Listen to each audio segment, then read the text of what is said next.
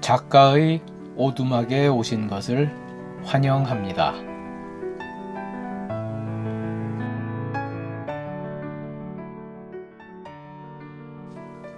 제가 쓴 소설을 직접 읽어드리는 오디오북 소설 붕어빵입니다.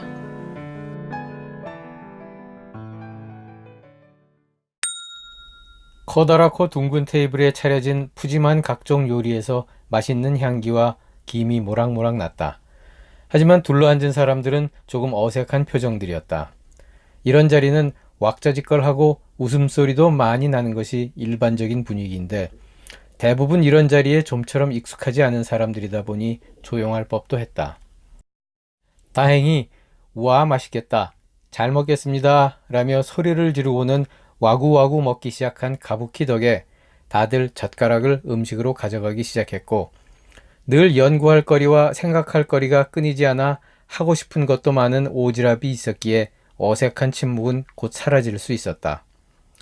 식당 벽에 걸린 텔레비전에서는 계속되는 대치 상황의 여야가 어쩌고 저쩌고 하는 뉴스가 흘러나왔다.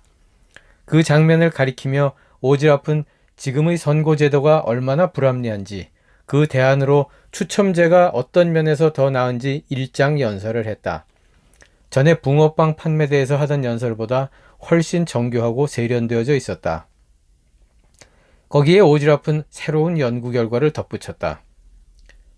지난번에 아저씨랑 얘기를 나누고 집에 가서 좀 뒤져봤더니 우리나라 국회의원 수가 인구에 비해서 너무 많더라고요. 미국은 3억 명도 넘는 인구에 상원 하원 합쳐서 의원 수가 535명인데 인구수로 그 6분의 1도 안 되는 우리나라는 299명이에요. 인구 비율로 비교하면 90명도 많은 건데 말이죠. 우리나라에서 국회의원 한 명당 1년에 직접 들어가는 세금만 7억 원이나 된다니 놀랍죠?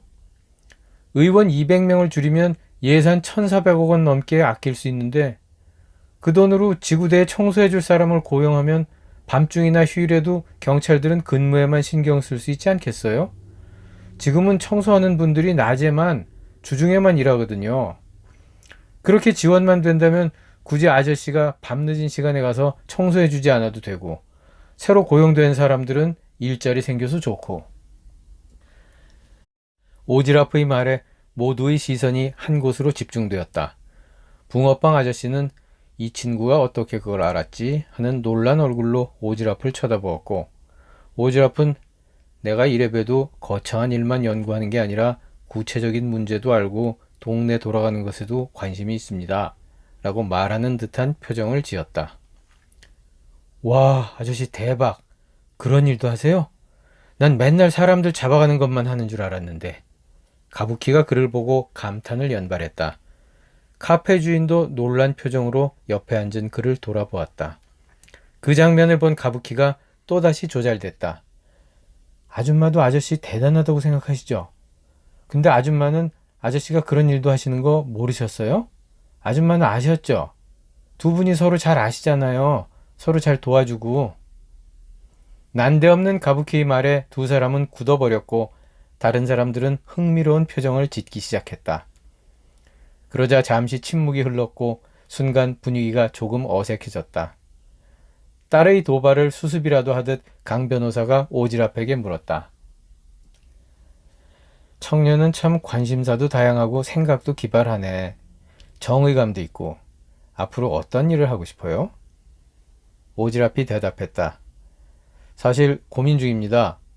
몇몇 NGO에도 관심이 있고 제가 어떤 단체를 만들어 보고 싶은 생각도 있고 각종 정책 개발 분야에도 관심이 있고 하고 싶은 일이 많아서 아직 확실하게 정하지를 못했어요. 가부키가 불쑥 끼어들었다.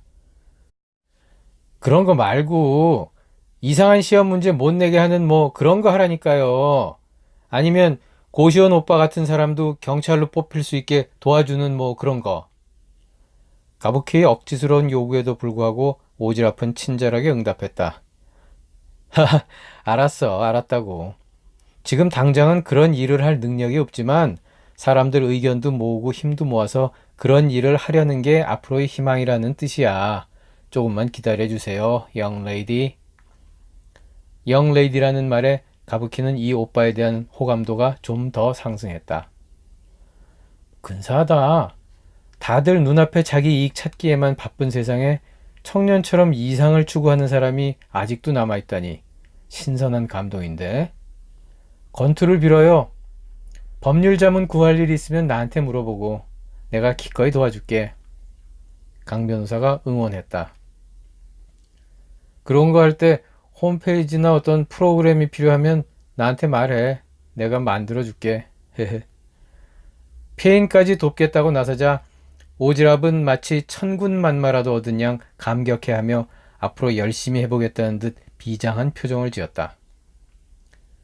나는 커피 타줄게. 사실 나보다 우리 바리스타가 더 잘 타니까 알아서 잘 해줄 거야. 카페 주인이 고시원 청년을 보며 말했고 청년은 빙긋 웃었다. 그녀의 이 말을 들은 모든 사람들이 표정이 밝아졌다. 그녀에게 다시 아이를 만날 수 있다는 희망이 생겼고 마음이 좀 진정되었음이 분명하다고 느낄 수 있었으니까. 아저씨는 당연히 붕어빵 제공. 가부키는 마치 이 집단의 우두머리인 양 그에게 명령했다. 그는 복종한다는 듯 고개를 끄덕했다. 근데 고시원 오빠는 꼭 경찰 할 건가요? 보니까 오빠는 커피도 진짜 잘 끓이고 핫초코도 맛있게 타요. 생과일 주스도 잘 만들고. 게다가 오빠가 잘생기고 친절해서 그런지 요즘 여자 손님이 엄청 많이 늘어난 것 같은데. 그렇지요, 아줌마? 카페 주인은 웃으며 고개를 끄덕였다. 저보다 솜씨가 훨씬 나아요. 그리고 진짜로 몇몇 여자 손님은 하루도 빠짐없이 와요. 그 중에는 아예 대놓고 빤히 쳐다보면서 생글생글 웃는 아가씨도 있고. 자기 전화번호 주고 간 여자 손님들도 몇 될걸요 아마? 사람들이 박수를 쳐가며 깔깔대고 웃었고 고시원 청년은 벌겋게 달아오른 얼굴로 손사래를 쳤다. 그러니까 이상한 문제나 나온 골치 아픈 시험 공부 그만하고 그냥 그거 해요. 오빠한테 잘 어울려요. 다소 철없고 걸러내지 않은 생각을 무차별로 내뱉기는 했지만 천진하고 솔직한 가부키의 말에 고시원 청년은 조금 부끄럽고 머쓱한 표정으로 고개를 약간 숙인 채 아무 말 없이 앉아있기만 했다. 그의 얼굴에는 시험에 계속 떨어진 것에 대한 부끄러움도 묻어있는 것 같았다. 가부키는 한술 더 떠서 대안까지 제시했다. 경찰 일 같은 거는 붕어빵 아저씨처럼 해도 되잖아요. 아저씨가 경찰보다 이상한 사람들 더 많이 잡지 않나? 지구대에 가서 일도 도와주고. 그냥 그런 식으로 봉사활동 삼아서 하는 것도 좋은데. 멋있잖아요. 나쁜 놈들 때려잡는 건 원래 잘했으니까 그런 일 벌어지면 그냥 전처럼 또 때려잡으면 되고. 둘러앉은 사람들이 얘가 이런 생각을 다 할 줄 아네? 라는 표정으로 신기한 듯 가부키를 쳐다봤다. 계속 고시원 청년을 응시하던 강 변호사가 진지하게 그러나 듣기 거슬리지 않는 재미있는 말투를 섞어서 조언을 했다. 시험 몇 번 떨어졌다고 쪽팔려 하지 말아요. 시험에 떨어진 게 쪽팔린 게 아니라 그깟 시험 떨어졌다고 쪽팔려 하면서 기죽어 있는 게 쪽팔린 거야. 청년은 장점도 많고 여러모로 뛰어난 능력도 있어. 성품 좋은 것은 두말할 나위도 없고. 그런 사람이 자기 가능성을 닫아놓고 좁은 길에 스스로를 가둔 채 제자리에 멈춰있는 것이야말로 진짜로 쪽팔린 거라고. 내 말 이해하겠죠? 청년은 이해할 거야. 강 변호사는 물을 한 모금 들이키고는 말을 이어갔다. 사람들 눈에는 어떻게 보일지 모르지만 사실 나는 그다지 좋은 변호사가 아니야. 법은 잘 알고 법과 관련된 시험은 아주 잘 보는데 좀 고지식하거든. 그래서 상황에 대처하는 순발력이 떨어져요. 이게 변호사 일을 할 때 큰 약점이 되는 경우가 적지 않아.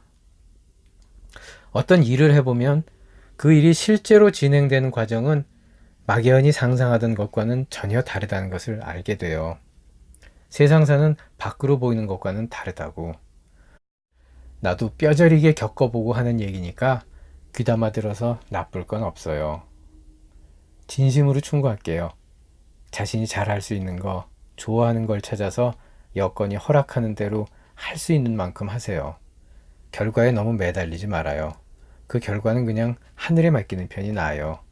그게 마음 편하고 즐겁게 사는 길이야. 변호사이자 아이 엄마의 입에서 쪽팔리다라는 표현이 나오자 사람들이 조금 놀라기는 했지만 사실 그 표현이 창피하다 혹은 부끄럽다 보다 훨씬 생동감 있고 가슴에 팍 와 닿는다는 점에 모두 공감하는 듯 보였다. 특히 가부키는 엄마가 말한 내용과 스타일이 완전히 멋있다고 느꼈다. 우리 엄마 진짜 대박인데. 엄마를 보고 씩 웃어주었다. 마지막으로 내 친구에 관한 얘기 하나 해줄게요. 나랑 법대 동기인데 나는 사법고시를 한 번에 붙었지만 그 친구는 번번이 떨어졌어요. 나보다 나으면 낫지 모자란 면이 하나도 없는 친구였는데 한 몇 년 그렇게 보내다가 어느 날 고시 공부를 깨끗이 접더라고. 지금 어떻게 살고 있을까? 목공을 배워서 집을 한 채 두 채 짓더니 마침내 조립식 목조주택을 만드는 회사를 하면서 잘 살고 있어요. 자기가 좋아하는 일 하면서 돈도 버는 중이지. 나는 지금 싸움박질 중인데. 무슨 싸움? 변호사가 하는 일이 뭔 줄 알아요? 사람들이 자기들끼리 싸우고 또 싸워도 해결이 안 되니까 마지막 수단으로 돈 들고 찾아와서 돈 많이 줄 테니 당신이 내 대신 좀 싸워주시오 하면 네 알겠습니다 하고 대신 싸워주는 게 우리 일이에요. 여러분들 이런 줄 알고 있었어요? 아마 그렇게까지는 미처 생각 못했을걸. 나는 이러고 사는데 여행 좋아하는 그 친구는 전국 팔도를 신나게 누비면서 자기가 만든 작품 설치하고 다니고 있지. 일도 하고 여행도 하고. 나한테 뭐라 그러는지 알아요? 지나는 길에 자기가 설치한 집에 들르면 집주인이 반가워하면서 밥도 주고 자고 가라고 하기도 한대나. 이제 자기는 평생 굶거나 길바닥에서 자는 일은 없을 거라며 뿌듯해해요. 강 변호사는 이런 말로 마무리를 지었다. 그 친구가 사법고시에 계속 떨어진 이유는 능력이 부족해서 못나서가 아니었어요. 그게 그 친구가 갈 길이 아니었던 거지. 시험에 떨어졌기 때문에 자기가 갈 길을 제대로 찾았다고 봐야 하지 않을까요? 맞장구를 치며 오지랖이 끼어들었다. 맞아요. 제가 평소에 늘 생각하는 건데 국가고시에 응시하는 총 횟수를 제한한 제도를 만들면 좋겠어요. 오래 하다 보니까 미련이 남아서 한 번만 더 이러다가 아까운 시간과 청춘이 낭비되는 경우가 적지 않아요. 사람들의 기회를 그런 식으로 제한하는 것에 반론이 있을 수도 있지만 미국에도 그런 제도가 있다니까요. 미국에는 대학 졸업 학위가 있는 사람들을 대상으로 공군 장교를 선발하는 자격 시험이 있어요. AFOQT라는 시험이에요. 그런데 그 시험에 응시할 수 있는 기회는 평생 딱 2번만 주어져요. 2번 떨어지면 끝이에요. 그런데 그렇게 제한을 두는 취지는 바로 아까 변호사님 말씀하신 그대로예요. 2번 떨어졌으면 이 길은 당신과 맞지 않으니까 다른 길을 찾아봐라. 이런 거래요. 실제로 거기 사는 제 친구가 그 시험에 2번 떨어져서 포기하고 진로를 바꿨는데 지금 아주 즐겁게 잘 살고 있어요. 오지랖은 아는 것도 많아. 역시 오지랖은 오지랖임을 다시 한번 사람들에게 확인시켜 주었다. 그들은 밤이 늦어서야 헤어졌다. 다들 기분 좋은 상태였다.